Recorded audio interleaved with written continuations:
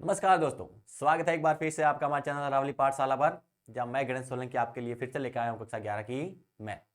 अपनी जो पिछली क्लास हुई थी उसके अंदर हमने जो कक्षा 11 का पहला अध्याय है समुच्चय, उसको समाप्त कर लिया था। उसकी जो विविध प्रश्नावली थी उसके सारे सवाल हमने कर लिए थे। और उस क्लास के अंदर हमने कहा था कि जब हम अगली क्लास लेके आएंगे तो उसके अंदर हम इसका अगला भाग यानी संबंध और फलन उसका अध्ययन करेंगे। तो आज की क्लास के अंदर हमें संबंध और फलन उनका ही अध्ययन करना है, रिलेशन एंड फंक्शन। बहुत ही अच्छा टॉपिक है और कक्षा 12 में भी आपके काम आएगा। और जो हायर मैथमेटिक्स पढ़ोगे वहां पर भी ये सेट और संबंध तथा फलन ये हमेशा साथ साथ ही चलने वाले हैं। इन दोनों में आपस में भी बहुत संबंध है, क्योंकि अगर हम संबंध और फलन पढ़ रहे हैं तो हमको सेट के बारे में पूरी जानकारी होनी चाहिए। इसलिए हमने पहले समुच्चय यानी सेट वाला पार्ट पढ़ाया है, उसके बाद में हमने अब स्टार्ट किया है संबंध तथा फलन। संबंध तथा फलन इसके अंदर हमारे जो मुख्य रूप से जो चीजें पढ़नी है वो एक तो है हमारे कार्तीय गुणन। क्या पढ़ना है? कार्तीय गुणन, जिसके अंदर हमें क्या करना है, जो समुच्चय होंगे उनका आपस में गुणा कराना है। अब समुच्चय का गुणा किस प्रकार से होता है, नॉर्मल जोड़ भागी गुणा भाग तो हम कर लेते हैं, लेकिन समुच्चय का गुणा किस प्रकार से करेंगे वो हमको सीखना है। उसके बाद में हमें संबंध पढ़ना है और फलन पढ़ना है कि फलन कब होता है और संबंध किस प्रकार से दर्शाते हैं। प्रांत, सहप्रांत, परिसर, इनके बारे में भी हमें कुछ सामान्य जानकारी होनी चाहिए। इन सभी के आधार पर हम इस दूसरे पार्ट यानी संबंध तथा फलन का अध्ययन करेंगे। तो ये हमारे कुछ बेसिक चीजें हैं जो हमें इस पार्ट के अंदर पढ़नी है। अगर आप हमारे चैनल पर नए हैं, अभी तक आपने हमारे चैनल को सब्सक्राइब नहीं किया है तो तुरंत जाके हमारे चैनल को सब्सक्राइब कीजिए। हमारे वीडियोज को अधिक से अधिक लाइक कीजिएगा, अधिक से अधिक शेयर कीजिएगा। तो चलो स्टार्ट करते हैं अपनी क्लास संबंध तथा फलन।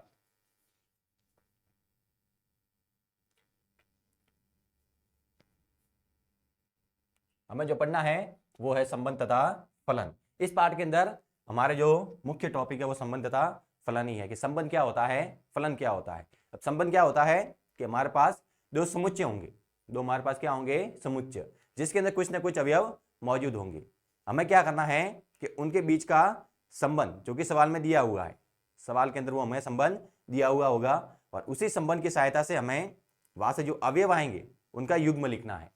उन अवयवों का हमें क्या लिखना है, युग्म। हमारे पास सेट दिया हुआ होगा, हमारे पास कोई सेट दिया हुआ होगा, हमें क्या करना है उस सेट के अवयवों की सहायता से जो संबंध है उसको संतुष्ट कराना है और वहां से अवयव लिखने हैं। उन अवयवों को, उस संबंध को संतुष्ट करा के लिखने हैं। केवल वही अवयव काम में लेने हैं जो उस रिलेशन को संतुष्ट करते हैं।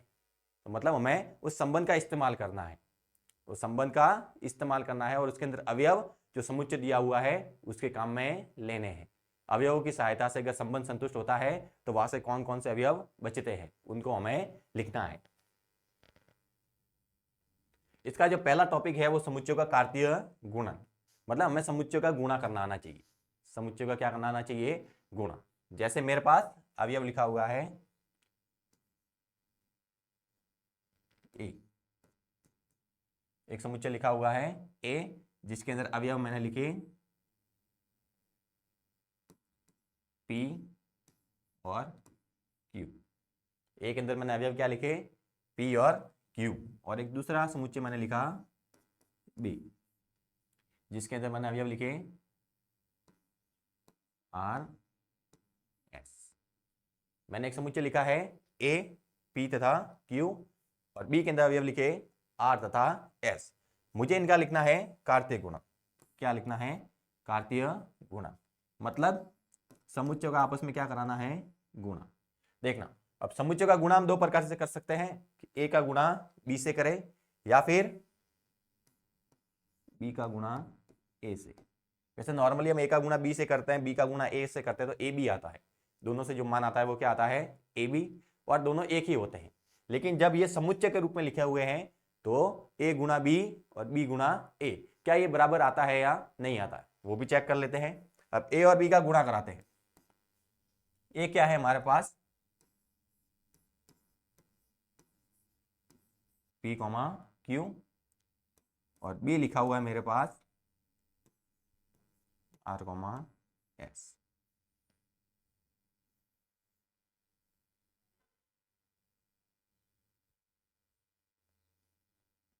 गुणा कराते हैं। देखना, गुणा किस प्रकार से करते हैं कि जो पहला वाला अवयव है, जो पहले समुच्चय के अवयव है वो कहाँ रहेंगे, हमेशा आगे। क्योंकि ये ए क्रॉस बी लिखा हुआ है। क्या लिखा हुआ है? ए क्रॉस बी। इसका मतलब जो ए के अवयव है वो जब भी युग्म बनाओगे यहां से दो दो का जोड़ा ही आएगा, दो दो का क्या बनेगा? जोड़ा। तो इस जोड़े के अंदर जो ए के अवयव है वो हमेशा कहाँ लिखने हैं? आगे, क्योंकि ए का क्रम आगे है तो ए को भी कहाँ लिखोगे? आगे। और बी का क्रम पीछे है, मतलब बी के अवयव कहाँ आएंगे? पीछे। मतलब पी और क्यू है वो हमेशा कहाँ आने चाहिए? आगे। और आर तथा एस हमेशा कहाँ आने चाहिए? पीछे। तो गुणा लिखेंगे तो क्या आएगा हमारे पास? पहले पी से लिखें तो हो जाएगा पी आर। अब ऐसा नहीं कि पी आर साथ में लिख दे, गुणा नहीं करा रहे हैं, अवयवों का युग्म लिखते हैं इस प्रकार से। जब भी समुच्चय का गुणा होता है तो वहां पर क्या करते हैं? अवयवों का युग्म लिखते हैं। तो क्या हो जाएगा? P R. अब पी और एस का गुणा करेंगे,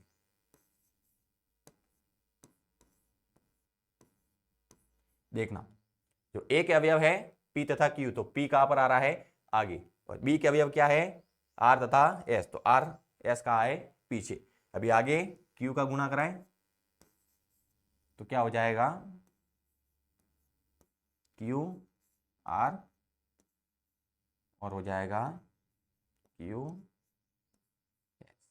ये आएगा इसका कार्तीय गुणा करने पर अवयव। कार्तीय गुणा करने पर जो अवयव आएंगे वो क्या आएंगे अपने पास? P R P S Q R Q S. तो इस प्रकार से ही हमें कार्तीय गुणन कराना है। मतलब जब भी ए और बी का गुणा हो रहा है तो ए के अवयव है वो हमेशा कहाँ रखने हैं? आगे। और बी के अवयव कहाँ रखने हैं? पीछे। देखना ए क्रॉस बी कर रहे हैं, ए क्रॉस बी कर रहे हैं, तो ए क्रॉस बी में अवयव कितने होंगे? ए क्रॉस बी के अंदर अवयव कितने होंगे? देखना ए क्रॉस बी के अंदर अवयव उतने ही होंगे जितने इनमें अवयवों का गुणा करने पर होता है। जितना ए और बी के अंदर जो अवयव है उन अवयवों की संख्या का अगर गुणा करें तो जितना मान आता है उतना ही हमारे पास इन अवयवों की संख्या आएगी, उतने ही हमारे पास युग्म बनेंगे। जैसे पी और क्यू 2 है, आर और एस 2 है, 2 क्रॉस 2 करेंगे तो कितना आएगा? 4 आएगा। मतलब जब ए क्रॉस बी करेंगे तो भी उसके अंदर अवयव कितने आएंगे? 4। अवयव कितने आएंगे? 4। तो हमारे पास ए दिया हुआ था, बी दिया हुआ था, ए क्रॉस बी किया तो हमारे पास अवयव ये आए। अब इनको चाहे तो इस प्रकार से भी लिख सकते हैं। इनको अगर व्यवस्थित रूप से लिखने जाए तो व्यवस्थित रूप से कैसे लिखेंगे? हमारे पास युग्म आया P R P S Q R Q S, ये हमारे पास आएंगे अवयव, ए क्रॉस बी के अवयव। तो इसी प्रकार से हमें कार्तीय गुणन करना है। एक बार देखते हैं बी क्रॉस ए करते हैं तो क्या अवयव समान आते हैं या अलग अलग आते हैं? ए क्रॉस बी किया तो हमारे पास जो अवयव आए वो ये आए हैं। अब बी क्रॉस ए करते हैं तो कौन कौन से अवयव आते हैं? बी क्रॉस ए मतलब बी की जगह क्या लिखना है? R S. और ए की जगह क्या लिखना है? P Q. अब देखना जैसा हमने पहले बताया कि जब ए क्रॉस बी कर रहे हैं तो ए के अवयव क्या रखने हैं? आगे, बी के अवयव पीछे। तो वैसे ही जब बी क्रॉस ए करेंगे तो बी के अवयव क्या रहेंगे? आगे, और ए के अवयव क्या रह जाएंगे? पीछे। तो यहां से अपने पास हो जाएगा R P R Q S P S Q, ये हमारे पास हो जाएंगे बी क्रॉस ए के अवयव। अब देखना क्या ए क्रॉस बी और बी क्रॉस ए, क्या दोनों के अंदर जो अवयव है वो बराबर आ रहे हैं? यहाँ पर पी आर है, यहाँ पर आर पी है, यहाँ पी एस है, यहाँ पर एस पी है, यहाँ पर क्यू आर है, यहाँ पर आर क्यू है, यहाँ पर क्यू एस है, यहाँ पर एस क्यू है। ऐसे देखने में तो एक जैसे नजर आ रहे हैं लेकिन ये दोनों आपस में बराबर नहीं है क्योंकि दोनों का क्रम अलग अलग है। जो यहाँ पर हमारे पास पी और आर लिखा हुआ है इसका मतलब क्या है कि जो पी का संबंध है वो किससे है? आर से। पी का संबंध किससे है? आर से। और यहाँ पर आर का संबंध किससे है? पी से। ये फर्क है। इसका मतलब ये x का मान है और ये y का मान है। यहाँ पर ये x का मान है, ये y का मान है। मतलब x और y के मान हम परस्पर क्या कर रहे हैं? बदल रहे हैं। जब a क्रॉस b से b क्रॉस a की तरफ जाते हैं तो जो x और y के मान होते हैं वो क्रमशः बदल जाते हैं। जहाँ पर x का मान आगे लिखा जाता है, y का मान पीछे लिखा जाता है। अगर a क्रॉस b लिख रहे हैं तो x का संबंध a से होगा और y का संबंध b से, और अगर b क्रॉस a लिख रहे हैं तो x का संबंध b से होगा और y का संबंध a से होगा। ये चीजें हमें ध्यान रखनी है। कैसे? जैसे a क्रॉस b कर रहे हैं तो x बिलोंग टू a आएगा और y बिलोंग्स टू b आएगा, और अगर यहाँ पर ये वाला पढ़ रहे हैं तो x बिलोंग टू b आएगा और y बिलोंग्स टू a आएगा। ये चीजें ध्यान रखनी, ये चीजें हमें ध्यान रखनी है। अब पी आर का मतलब क्या है? जैसे हमने यहाँ पर एक अवयव लिखा था पी आर, इसका मतलब क्या है? इसका मतलब ये है कि पी है वो कहलाता है तुम्हारे प्रांत, पी क्या कहलाता है? प्रांत, जबकि आर अपने कहलाता है परिसर। पी है वो अपने क्या कहलाता है? प्रांत, और आर क्या कहलाता है? परिसर। और अगर पी और आर को शामिल करें, पी और आर को क्या कर दे? शामिल, तो ये अपने कहलाता है सहप्रांत। ये चीजें पता होनी चाहिए कि जो पी है वो क्या कहलाता है? प्रांत, आर क्या कहलाता है? परिसर, और पी और आर को अगर मिला दे तो हमारे पास क्या बनता है? सहप्रांत। ध्यान रखना है। अपने कार्तीय गुणन के आधार पर ही पहली वाली प्रश्नावली है जिसका हम अध्ययन करने वाले हैं। तो अपनी जो पहली प्रश्नावली है उसका आधार क्या है? कार्तीय गुणन। तो कार्तीय गुणन के आधार पर ही हमें क्या करना है? इसके सारे के सारे सवाल करने हैं। देखते हैं। प्रश्नावली 2.1 का पहला सवाल है हमारे पास कि यदि x प्लस 3 प्लस 1, x बटे 3 प्लस 1 कॉमा y माइनस 2 बटे 3 बराबर दिया है 5 बटे 3 और 1 बटे 3, तो हमें क्या करना है? x तथा y ज्ञात करना है। देखना हमारे पास क्या दिया हुआ है, x बटे 3 हमारे पास दिया हुआ है x बटे 3।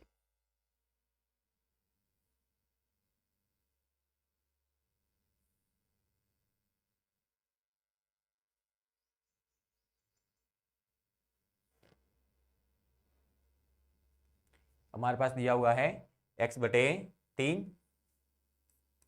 प्लस 1 कॉमा y माइनस 2 बटे 3, और बराबर में दिया हुआ है 5 बटे 3 कॉमा 1 बटे 3, कि ये दोनों पक्ष आपस में क्या है? बराबर है। ये दोनों पक्ष आपस में क्या है? बराबर। अब इसका मतलब कि ये जो आगे वाला भाग है वो आगे वाले भाग के बराबर होगा, और जो पीछे वाला भाग है वो पीछे वाले भाग के बराबर होगा। हमें x और y के मान ज्ञात करना है। आगे वाला भाग आगे वाले भाग के बराबर और पीछे वाला भाग पीछे वाले भाग के बराबर। तो तुलना करनी है, हमें क्या करनी है? तुलना। तो लिखेंगे तुलना करने, तुलना करने पर अगर हम तुलना करें तो क्या हो जाएगा? तुलना करेगा तो होगा x बटे 3 प्लस 1 बराबर 5 बटे 3। एक तो तुलना ये हो जाएगी और दूसरी हो जाएगी अपने पास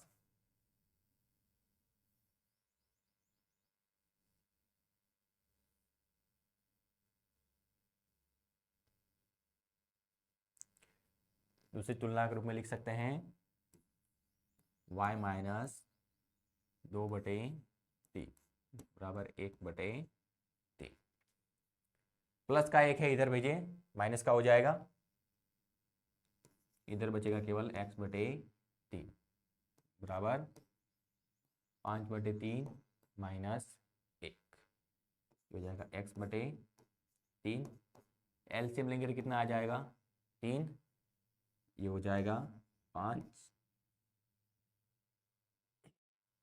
ये हो जाएगा हमारे पास 5 माइनस 1 का भाग 3 में 3 बार, 3 का गुना 1 के साथ 3। यहाँ से लिखे तो क्या हो जाएगा अपने पास? x बटे 3 बराबर 5 माइनस 3 2 बटे में 3। 3 से 3 कैंसल, मतलब x बराबर कितना आया, तो x बराबर कितना आ जाएगा 2। x का मान हमारे पास कितना है 2। वैसे ही ये जो y वाले पक्ष y वाले मान हैं उनको भी हमने बराबर रखना है, तो y माइनस 2/3 और बराबर में 1/3। ये 2/3 माइनस का इधर आएगा तो प्लस का हो जाएगा, तो हो जाएगा 1/3 प्लस 2/3। एलसीएम लेंगे तो कितना आएगा 3। आधार समान है तो ऊपर वाले मान भी समान ही रहेंगे। 1 + 2 3/3, तो y बराबर कितना आ गया हमारे पास 1। y का मान कितना आएगा 1। मतलब क्या करना था कि x वाले भाग की तुलना x वाले भाग के साथ करनी थी और y वाले भाग की तुलना y वाले भाग के साथ, क्योंकि दोनों जो x y का जो युग्म है वो दोनों हमें आपस में क्या दिए हुए हैं बराबर हैं। तो आगे वाले भाग की तुलना आगे वाले भाग के साथ और पीछे वाले भाग की तुलना पीछे वाले भाग के साथ।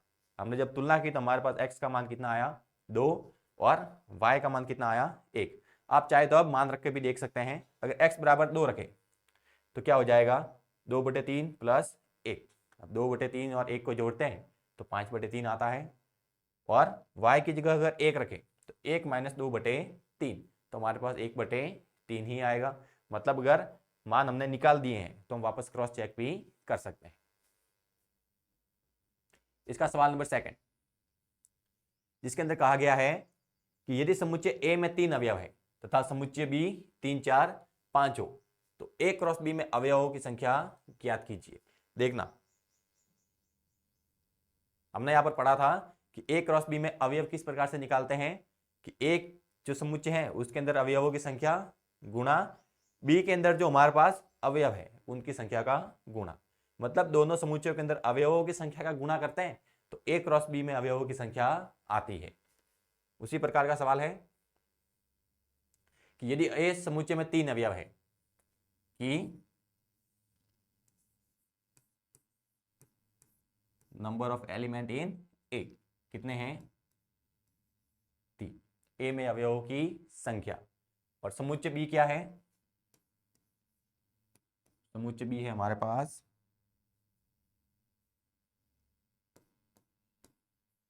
3 4 5, 3 4 5। मतलब B में अवयवों की संख्या क्या है, B के अंदर भी 3 ही अवयव है। B के अंदर भी अवयव कितने हैं 3।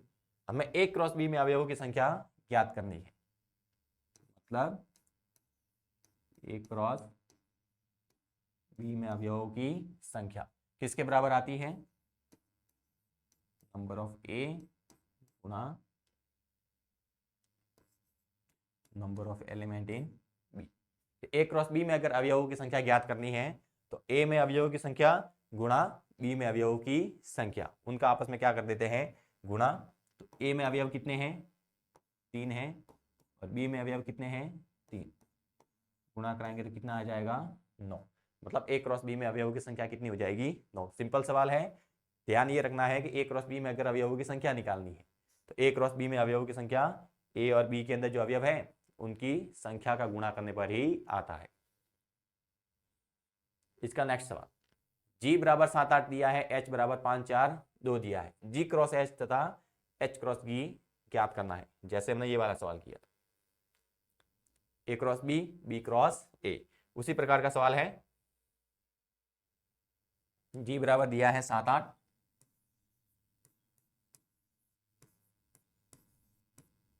G बराबर दिया है 7 8 और H बराबर दिया है 5 4 2।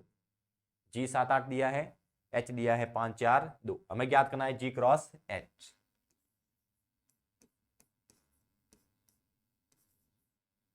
G के अवयव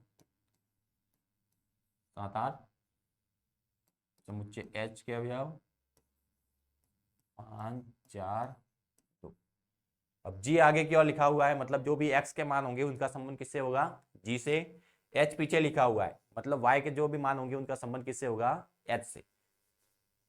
तो क्या हो जाएगा हमारे पास 7 5 7 4 7 2, 7 5 7 4 7 2, फिर 8 के साथ में युग्म बनाए, हो जाएगा 8 5 8 4 और 8 2, ये आ जाएगा हमारे पास G क्रॉस H। क्या हो जाएगा? G cross H। अगला हमें निकालना है H क्रॉस G।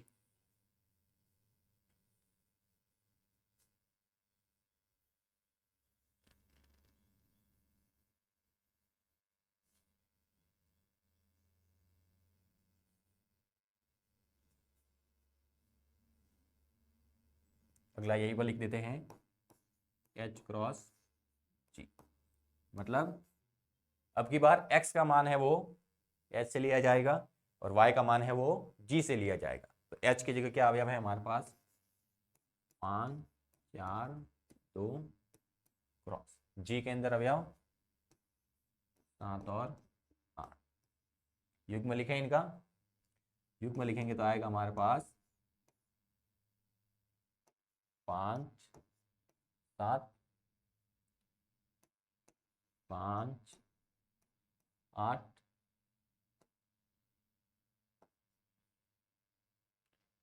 4 7 4 8, फिर 2 7 2 8।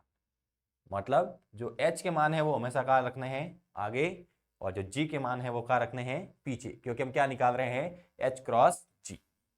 पीछे ये ब्रैकेट बंद।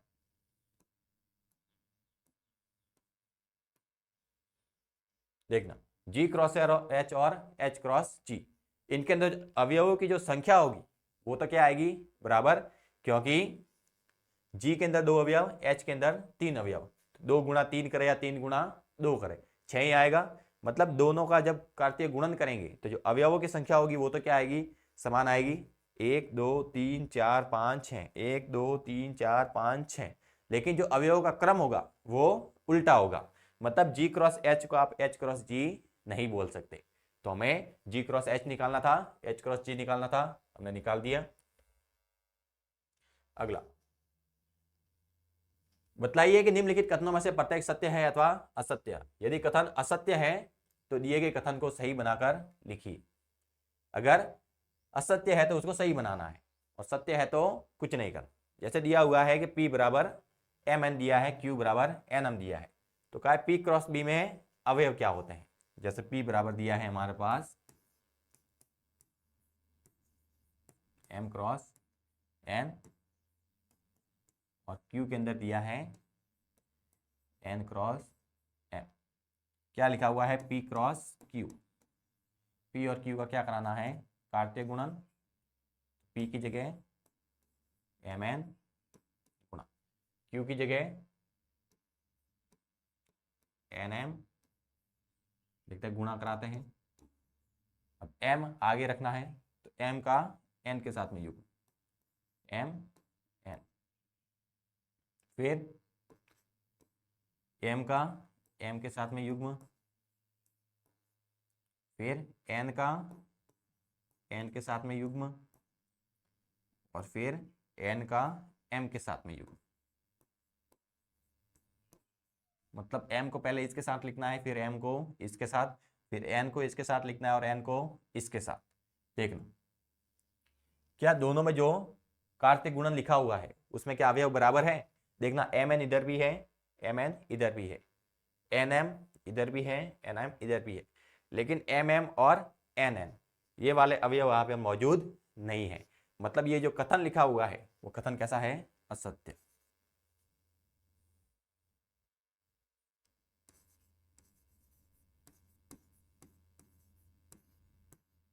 ये कथन क्या हो जाएगा हमारे पास? असत्य। क्योंकि जब हमने P क्रॉस Q किया तो हमारे पास 2 अवयव और आए, mm और nn, जो कि यहां पर उपस्थित नहीं है। दूसरा, यदि a और b अरिक्त समुच्चय हैं तो a क्रॉस b क्रमित युग्म x y का एक अरिक्त समुच्चय है इस प्रकार के x बिलोंग टू a और y बिलोंग टू a, कि a और b हमारे पास कोई समुच्चय दिए हुए हैं। ए और बी हमारे पास क्या दिए हुए हैं, कोई समुच्चय कि ए है उसके अंदर भी कोई अवयव होंगे, जैसे मैंने लिखा 1 2, और बी भी अरिक्त है, मतलब बी के अंदर भी कोई ना कोई अवयव मौजूद है, तो मैंने लिखा 3 और 4। तो ए क्रॉस बी अगर करें, ए क्रॉस बी, तो हमारे पास क्या हो जाएगा, एक को पहले दोनों के साथ लिखना है, फिर दो को दोनों के साथ लिखना है, तो क्या हो जाएगा 1 3 1 4 2 3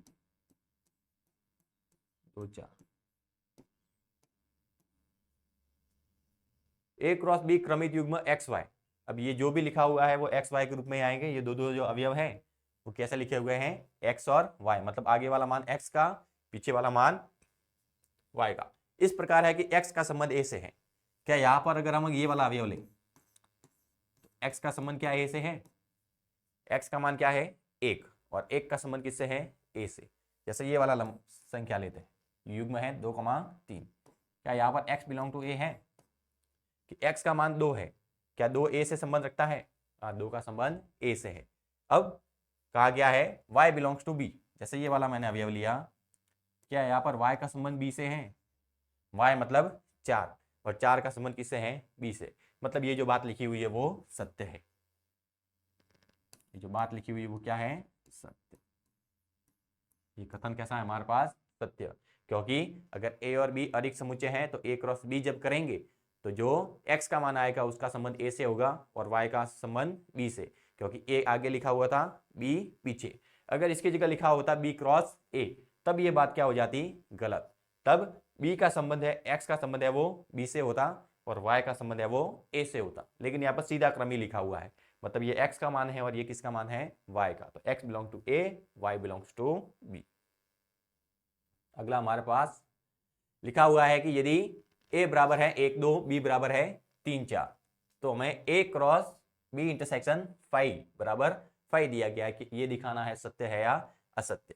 देखना b और 5 का अगर इंटरसेक्शन करें, a बराबर दिया हुआ है हमारे पास 1 और 2, b बराबर दिया है 3 और 4, ये दिया हुआ है हमारे पास। अगर हम b और 5 का इंटरसेक्शन करें, b इंटरसेक्शन 5, मतलब b तो है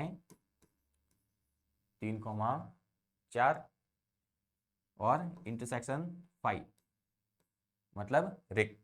आप चाहे तो इसकी जगह रिक्त समुच्चय भी बना सकते हैं।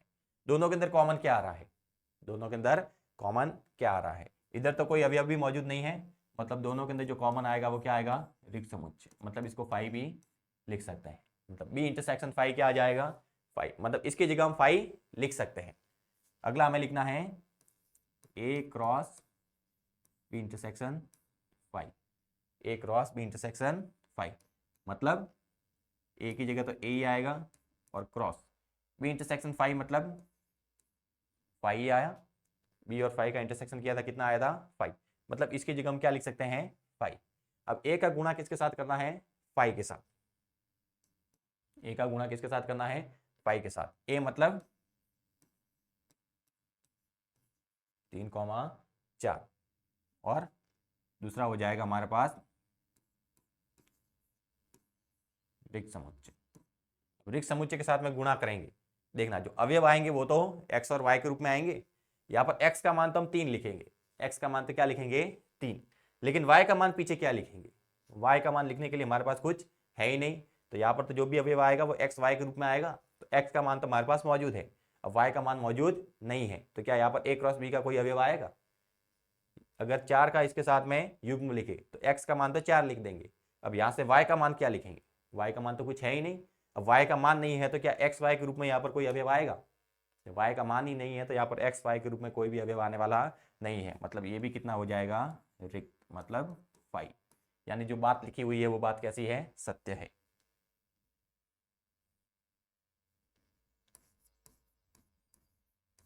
बात कैसे लिखी हुई है, सत्य, जो बात कही गई है वो सही है। अगला, यदि a बराबर दिया है -1 + 1, तो ए क्रॉस ए ज्ञात करना है। हमारे पास ए दिया है -1 और 1, ए कितना दिया है -1। तो क्या यहां से मैं ए क्रॉस ए लिख सकता हूं? ए क्रॉस ए, डायरेक्ट तीनों का गुणा नहीं करना है, पहले दो का कर देते हैं। -1 और 1 क्रॉस -1 1। -1 का जोड़ा पहले दोनों के साथ बनाना है, फिर +1 का जोड़ा दोनों के साथ। तो क्या हो जाएगा -1 -1 फिर -1 +1, एक का जोड़ा बनाते हैं, 1 -1 और 1 1। ये हमारे पास क्या आया ए क्रॉस ए। अगला हम करते हैं ए क्रॉस ए, मतलब ए क्रॉस ए तो हमने ये लिख दिया। अब इसका गुणा किसके साथ करना है? ए के साथ। तो क्या हो जाएगा हमारे पास -1 1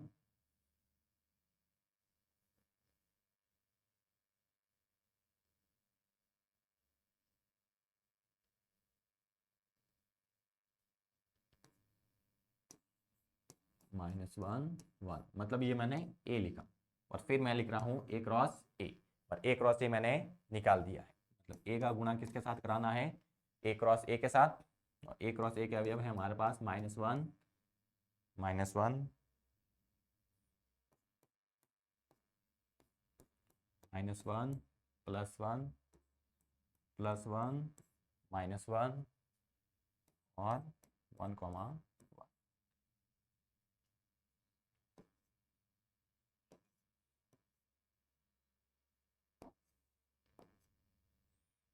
अब -1 को एक सबके साथ लिखना है, फिर ये जो प्लस का 1 है उनको भी सबके साथ।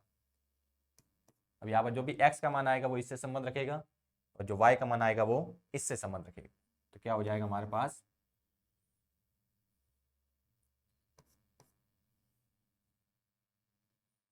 ब्रैकेट लगा देंगे -1, x का मान यहाँ से लिख दिया। अब y का मान ये है, ये पूरे पूरे किसके मान है? y के। तो क्या हो जाएगा -1 -1 -1, फिर -1 यहाँ से लिया, और फिर ये पूरा का पूरा -1, फिर -1 वहाँ से लिया, और ये 1 -1, फिर -1 वहाँ से लिया, +1 +1, माइनस कंप्लीट हो गया। माइनस सबके साथ में लिख दिया, 1 2 3 4, चारों के साथ में हमने क्या लिखा? पीछे माइनस का 1, आगे जो x का मान था वो क्या लिखा? -1, बाकी y के मान ये सारे के सारे। अब x का मान 1 लिखना है, और पीछे y के मान ये सारे के सारे। तो क्या हो जाएगा हमारे पास 1 -1 -1 1 -1 +1 1 +1 -1, और लास्ट बचेगा हमारे पास 1 1 1। मतलब अवयव कितने हो जाएंगे? इसके अंदर 2 थे तो यहाँ पर 2, इसके अंदर भी 2 थे, इसके अंदर भी 2, तो 2 दूनी 4, 4 दूनी 8। मतलब हमारे पास कम से कम 8 अवयव होने चाहिए यहाँ पर गुणा करने पर, फिक्स 8 होंगे। 1 2 3 4 5 6 7 8, तो हमारे पास ये 8 अवयव आ गए। इस प्रकार से आप किसी का भी गुणन निकाल सकते हैं। हम ए क्रॉस ए निकाला, पहले कितने अवयव आएंगे? 2 और 2 4, 1 2 3 4, फिर तीनों का गुणा कराना है, मतलब तीनों के अंदर कितने अवयव आ जाएंगे? 8। अब चाहे तो आप ऐसे भी लिख सकते हैं,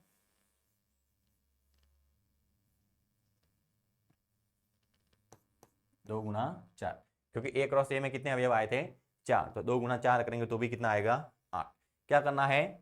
पहले ए से ए क्रॉस ए निकालना है, तो दोनों का आपस में गुणा करना है, फिर ए का गुणा ए क्रॉस ए के साथ में करना है। मतलब ए तो ये रहा, और ए क्रॉस ए ये पूरा का पूरा। क्या करना है? x का मान -1 लेना है, और फिर उसके पीछे ये चारों के चारों, फिर x का मान +1 लेना है, और उसके पीछे ये चारों के चारों, तो 4 और 4 8 युग्म हमारे पास बन जाएंगे। तो ऐसे अवयवों की अगर संख्या भी निकालने को कहे तो निकाल सकते हैं। अगला हमारे पास दिया है कि a क्रॉस b बराबर ax comma A Y comma B X comma B Y. तो ए तथा बी ज्ञात कीजिए। लिखा हुआ है ए क्रॉस बी, कितना है हमारे पास, ए एक्स ए वाई बी एक्स और बी वाई।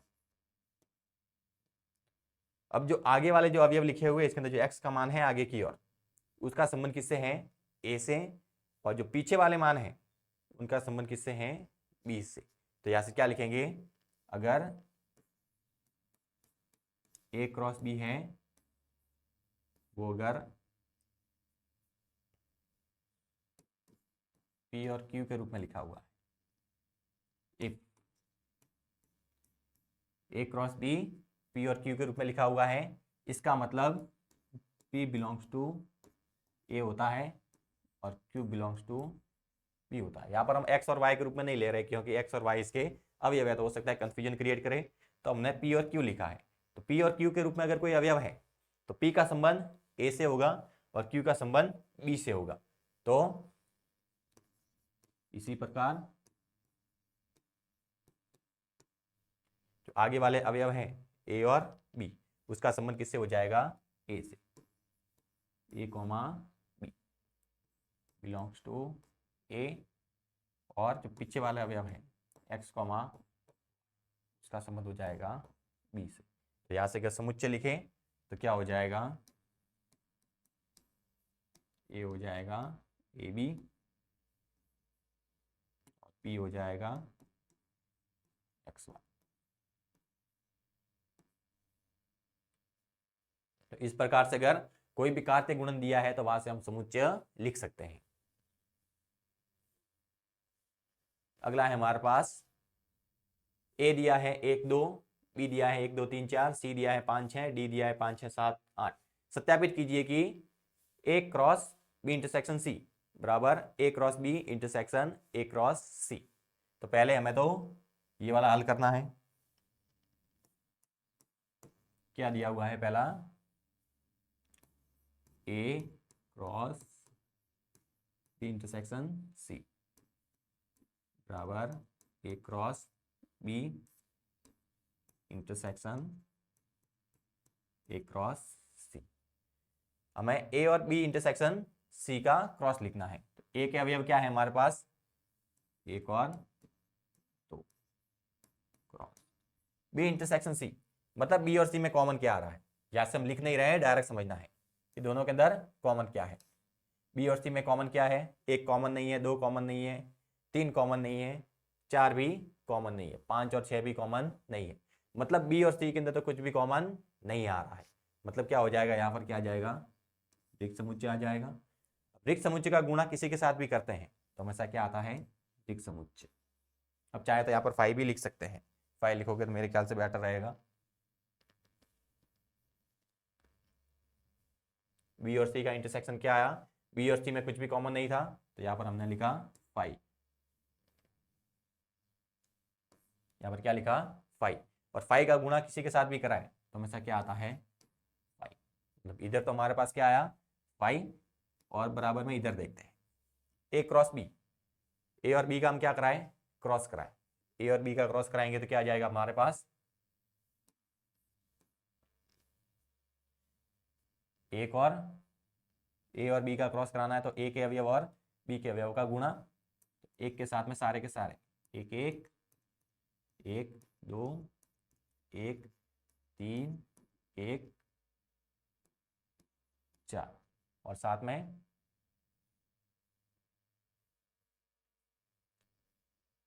बी के अवयव दो के साथ में लिखने हैं, हो जाएगा दो, एक दो, दो दो, तीन, दो, चार। ये ए क्रॉस बी लिखा। अब इंटरसेक्शन, इंटरसेक्शन का निशान यहां लगा देते हैं। ए क्रॉस सी लिखना है, क्या लिखना है, ए क्रॉस सी। आप ये इंटरसेक्शन का निशान इसके आगे लगाना, हमारी जगह कम पड़ रही है तो हमने कहा लिखा है इसके नीचे। अब ए क्रॉस सी के अंदर क्या क्या आएगा, ए और सी के कॉम्बिनेशन लिखने हैं तो हो जाएगा 1 5 1 6 2 5 2 6। ये हमारा आया ए क्रॉस सी और ये आया ए क्रॉस बी।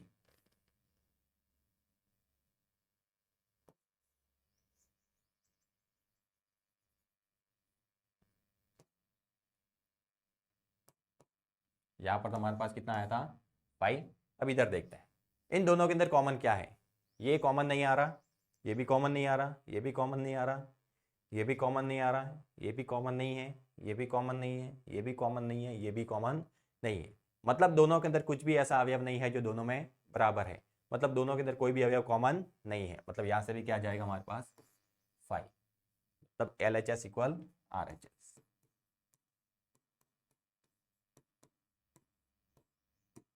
LHS इक्वल क्या आ जाएगा RSH।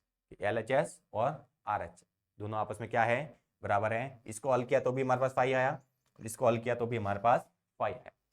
दूसरा कहा है A क्रॉस C और B क्रॉस D। तो A क्रॉस C है वो B क्रॉस D का एक उप समुच्चय है। A क्रॉस C, अब A क्रॉस C तो हमने ये निकाला है, कहा है ये B क्रॉस D का उप समुच्चय है। तो B क्रॉस D लिखने की कोशिश करते हैं, यहां से जगह कम है।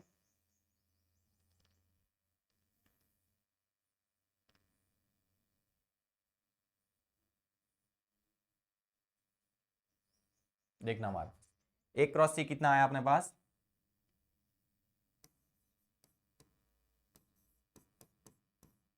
A क्रॉस C हमने यही लिखा है नीचे वाला। क्या है हमारे पास 1 5 1 6 2 5 2 6। B क्रॉस D क्या है,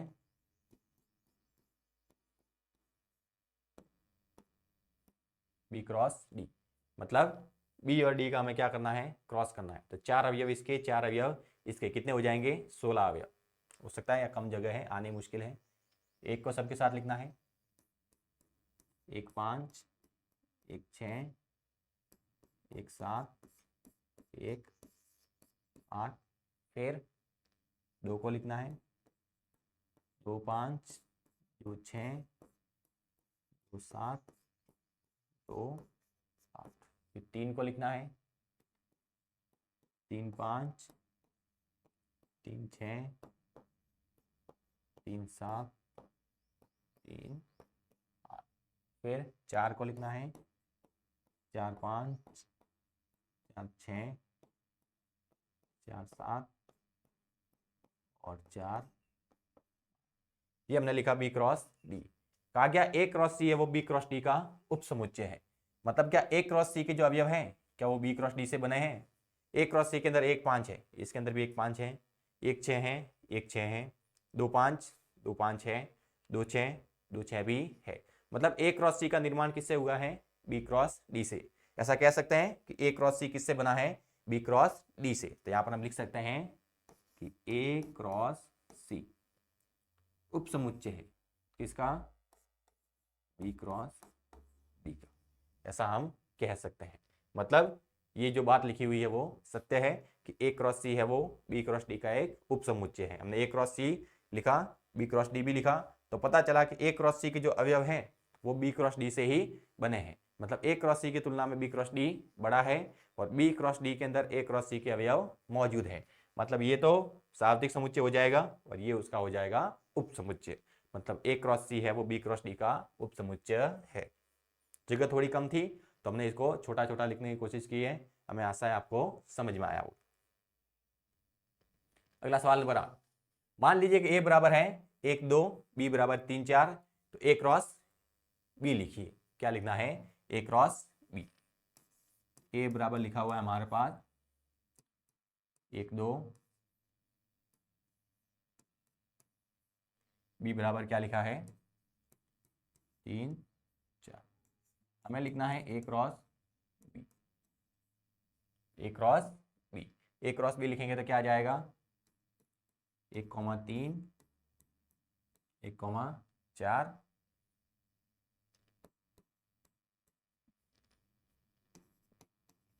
2,3, 2,4। ये हमने लिखा ए क्रॉस बी। अब ए क्रॉस बी के कितने उपसमुच्चय होंगे उनकी सूची बनाइए। अब जो ए क्रॉस बी है, हमारे पास जो ए क्रॉस बी है, इसके कितने हमारे पास उपसमुच्चय होंगे उनकी हमें सूची बनानी है। देखना, ए क्रॉस बी के अंदर अवयव कितने आए हैं? 4। ए क्रॉस बी में कितने अवयव आए हैं? 4। अब किसी के अंदर भी उपसमुच्चयों की जो संख्या थी, उपसमुच्चयों की क्या थी? संख्या। वो हम कैसे निकालते थे? जैसे यहां पर हमारे पास दिया हुआ है number of A cross B, मतलब ए क्रॉस बी में अवयवों की संख्या कितनी है? 4 है। कितनी है? 4 है। तो कोई भी हमारे पास ए क्रॉस बी दिया हुआ, कोई कार्तीय गुणन दिया हुआ है, वहां से अगर हम उपसमुच्चयों की संख्या लिख रहे हैं तो जो उपसमुच्चयों की जो संख्या होगी,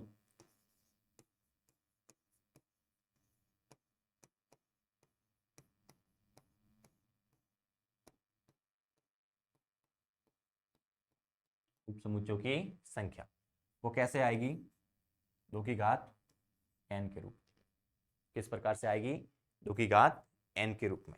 और n का मान यहाँ पर कितना है? 4 है। तो क्या हो जाएगा? 2 की घात 4, और 2 की घात 4 मतलब 2, 4, 8, 16। कितने हो जाएंगे? 16।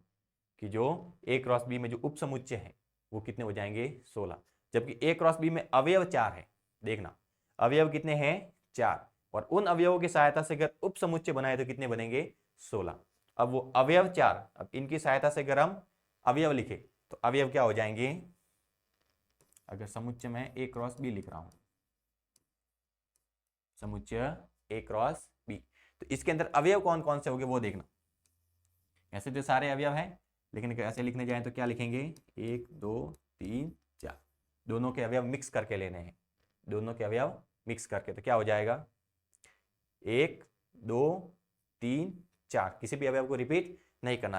1, 2, 3, 4 के अलावा कोई भी संख्या इसके अंदर मौजूद नहीं है। मतलब अवयव कितने हैं? 4। जब समुच्चय के अंदर जो अवयव होते हैं, समुच्चय के अंदर जो अवयव होते हैं उनकी सहायता से अगर उप समुच्चय का निर्माण करना है तो वो 2 की घात n के रूप में बनता है। मतलब यहां से जो उप समुच्चय आएंगे वो क्या होंगे? 2 की घात n मतलब 2 की घात 4, और 2 की घात 4 मतलब 16। चाहे वो 16 आप यहां से लिखें या वो 16 यहां से लिखें, हमें इसके उप समुच्चय लिखने हैं, उनकी सूची भी बनानी है। मतलब इनसे बनने वाले उप समुच्चय लिखने हैं। जो उप समुच्चय होंगे,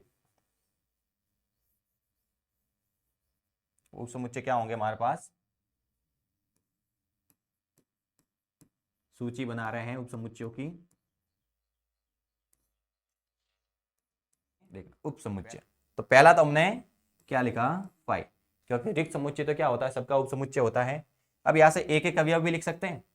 एक एक अवयव हमसे लिखा 1, 2, 3 और 4। मतलब एक एक अवयव लेकर भी अगर हम समुच्चय बनाए तो भी वो इसका उप समुच्चय आएगा। अब दो दो अवयव लेकर बनाते हैं। दो दो अवयव से क्या हो जाएगा हमारे पास? 1, 2 हो जाएगा, 1, 3 हो जाएगा, 1, 4 हो जाएगा। अब 2 के साथ में जोड़ा बनाए। अब देखना, अब 2, 1 लिखने जाएंगे तो वो 1, 2 के बराबर होगा, क्योंकि जो समुच्चय होता है उसके अंदर क्रम का कोई महत्व नहीं होता। अब ये एक्स वाई के रूप में नहीं लिखा हुआ, ये केवल अवयव है। तो अगर हम 2, 1 लिखते हैं तो 1, 2 के बराबर हो जाता है। अब खुद के साथ तो लिखना नहीं है क्योंकि अवयव तो 2 ही है। 2, 3 लिख सकते हैं, 2, 4 लिख सकते हैं। अब 3 के साथ में जोड़ा बनाते हैं। 3 के साथ में लिखने जाए तो 3, 1 नहीं लिख सकते क्योंकि 1, 3 हमने लिख दिया है। 3, 2 नहीं लिख सकते क्योंकि 2, 3 हमने लिख दिया है। क्या बचेगा? 3 और 4। क्या बचेगा? 3 और 4। अब 4, 1 नहीं लिख सकते क्योंकि 1, 4 लिख दिया है। 4, 2 नहीं लिख सकते क्योंकि 2, 4 लिख दिया है। 4, 3 नहीं लिख सकते क्योंकि 3, 4 लिख दिया है। मतलब 4 के साथ में तो किसी का जोड़ा नहीं बनेगा क्योंकि 4 वाले हम पहले ही लिख चुके हैं। अब 3, 3 लेके जोड़ा बनाते हैं तो क्या बनेगा? 1, 2, 3, 1, 2, 3। फिर हमने लिखा 2, 3, 4, 2, 3, 4। फिर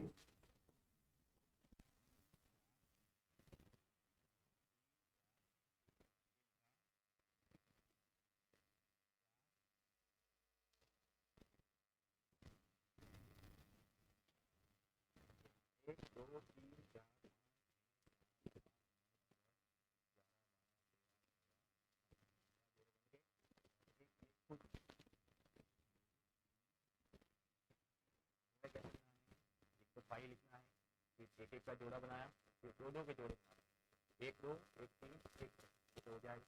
अब दो का जोड़ा एक के साथ नहीं बनेगा, क्योंकि एक दो में एक हो जाएगा दो तीन और दो का। तीन का एक के साथ में नहीं बनेगा, तीन का दो के साथ में बनेगा, तीन का चार के साथ, चार का किसी के साथ भी, फिर तीन तीन का बनाया तो एक दो तीन, तो आगे वाला एक छोड़ दिया, दो तीन चार, दो को भी छोड़ दिया, तीन चार एक, फिर चार से चार चार एक पूरा बार बार कुछ कितना है, तो एक एक कितना बाई और टू,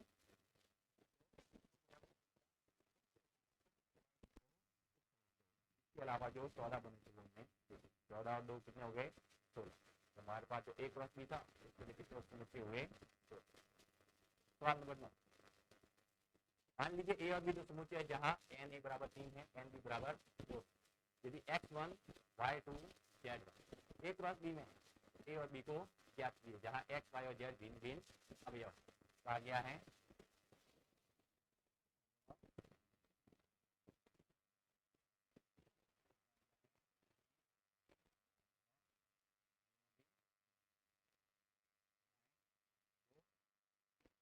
क्या ए क्रॉस बी के अंदर हमारे पास कितने अवयव,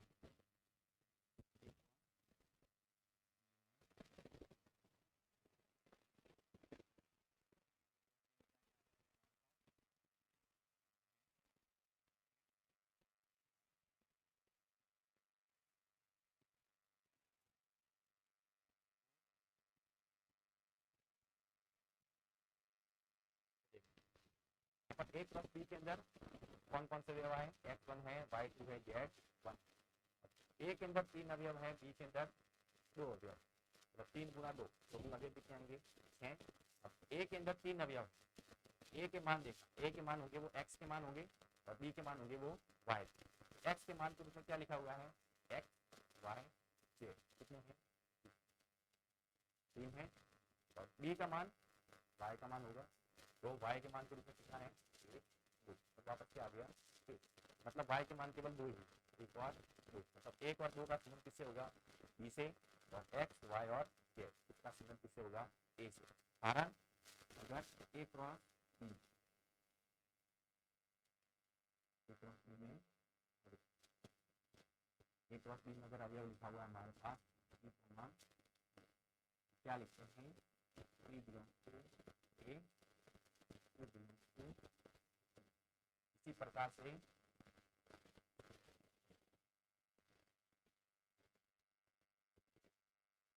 क्या हो जाएगा x y और z, आगे वाले अवयव है मतलब आगे वाले से संबंध हो जाएगा a, और पीछे वाले अवयव मतलब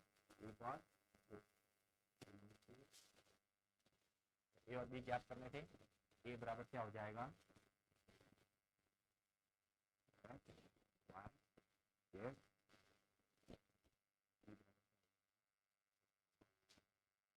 देख सकते हैं ये हमारे पास नीचे ए और बी आ जाए। अगला सवाल नंबर 10, कार्तीय गुणन ए क्रॉस ए में 9 अवयव हैं जिनमें -1 0 तथा 0 1 भी है, समुच्चय ए ज्ञात कीजिए तथा ए क्रॉस ए के शेष अवयव भी ज्ञात कीजिए। कहा गया है ए क्रॉस ए में अवयव, ए क्रॉस ए में अवयव क्या हो जाएंगे, ए क्रॉस ए में अवयव कितने हो जाएंगे 9। अब 9 कब आ सकते हैं, 9 के लिए क्या क्या क्रम बन सकता है, 9 के लिए जो क्रम होगा वो आएगा 1 गुना 9 या फिर 3 गुना 3, इसके अलावा कोई भी क्रम नहीं बनेगा। ए क्रॉस ए क्रॉस ए के लिए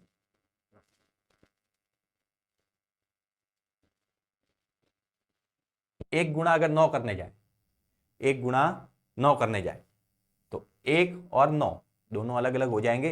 हमारे पास तो दोनों जगह ए है, मतलब जो अवयव है वो दोनों में क्या होने चाहिए समान, तो समान समान रखकर अगर 9 बनाने हैं तो क्या लिखेंगे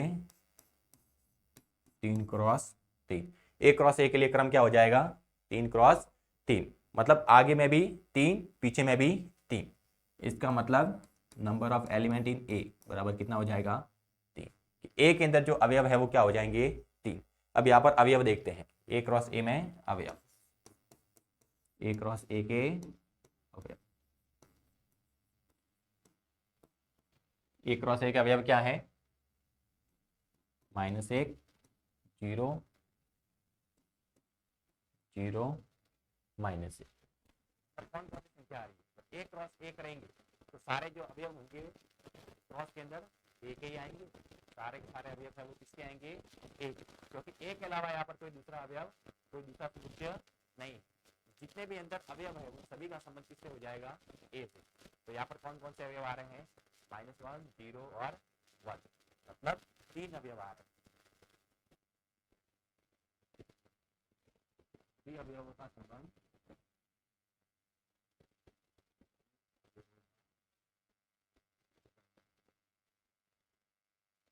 किससे होगा?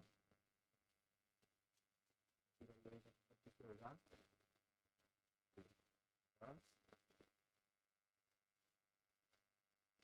क्या जाएगा?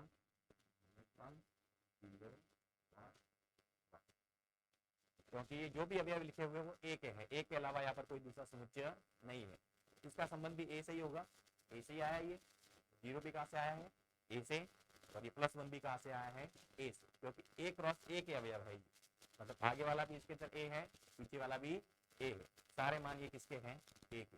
तो -1, 0 और 1, 3 अंक अलग अलग आ रहे हैं। तो ये हमने क्या लिखे? ए में अधिकतम कितने अवयव आ सकते थे? 3 आ सकते थे। कितने आ रहे हैं? 3। मतलब ए बराबर क्या आ जाएगा?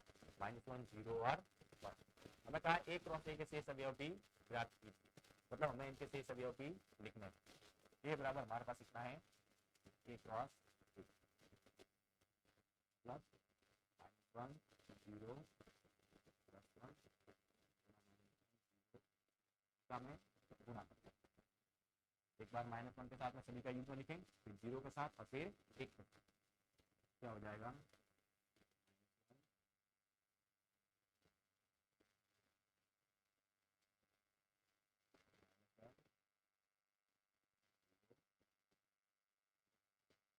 जाएगा फिर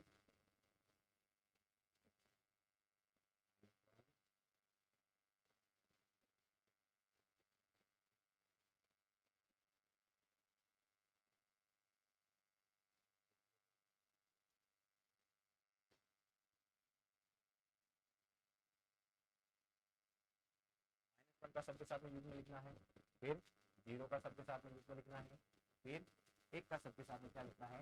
युग्म। तो -1 का इनके साथ में युग्म लिखते क्या आएगा? -1 उससे नीचे बना रहे थे तो उससे नीचे के अंदर ही दिमाग चला गया। ध्यान क्या रखना है? इसका x वाला अवयव लेना है, फिर सबके साथ में जोड़ा, फिर इसके x वाला अवयव लेना है, सबके साथ में जोड़ा, फिर इसके x वाला अवयव लेना है, सबके साथ में जोड़ा। -1 लिया, अब सबके साथ में जोड़ा बना।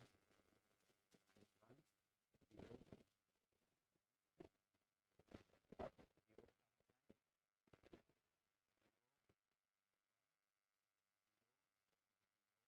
ये x y के रूप में है, यहाँ पर ये अवयव ले सकते हैं।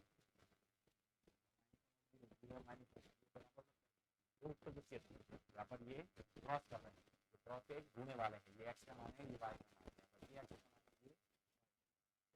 मान है, ये हो गया।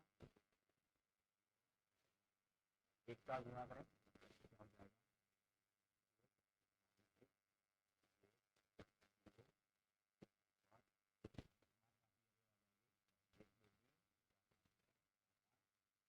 एक क्रॉस एक के शेष अवयव ये हो जाएंगे। इसके जो हमको पता थे -1 और 0, ये वाला हमको पता था, 0 और 1 ये हमको पता था। शेष अवयव क्या है? 1, 2, 3, 4। इस प्रकार से मैं आशा है आपको ये सब कुछ समझ में आया होगा। सिंपल क्लास थी, ज़्यादा डिफिकल्टी होनी नहीं चाहिए। तो ये प्रश्नावली 2.1 थी, क्लास में यही पर समाप्त होती है। अपने 10 सवाल थे, 10 के 10 सवाल कर लिए। बड़ी एक्सरसाइज थी। हमें आशा है आपको ये समझ आएगा। और आप अगर हमारे चैनल पर अभी तक नए हैं, आपने हमारे चैनल को सब्सक्राइब नहीं किया है, हमारे चैनल पर आपकी पाठशाला को जल्दी से सब्सक्राइब करना है। हमारे चैनल को अधिक से अधिक लाइक करना है, शेयर करना है, ताकि हम इससे भी बेहतर क्वालिटी और गुणवत्ता के साथ में आपको